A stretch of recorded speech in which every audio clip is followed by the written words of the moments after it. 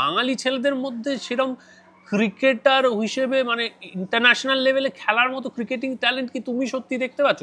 আমি লাস্ট 5 বছরে সেরকম কারোর নাম হয়তো খুব একটা পাইনি। ঋদ্ধি আমাদের বলার মতো জায়গায় ঋদ্ধিমান সাহা আমাদের বলার মতো জায়গায় অনেকটা বড় সময় খেলেছে, কিন্তু ওর দুর্ভাগ্য যে মহেন্দ্র সিং ধোনি উইকেট কিপার বলে, নালে ঋদ্ধি কিন্তু অত্যন্ত ট্যালেন্টেড খেলোয়াড়।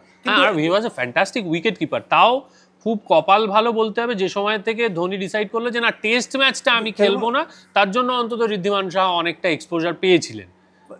তাহলে ঋদ্ধি বললাম ক্রিকেট খেলতে গেলে কপালের একটা দাম আছে, কেউ মানুক না না মানুক, এই কপাল ঋদ্ধির ছিল না। সেই জন্য ও একটা এমন সময় জন্মেছে যখন মহেন্দ্র সিং ধোনি ইন্ডিয়ান ক্রিকেটকে ডমিনেট করছে।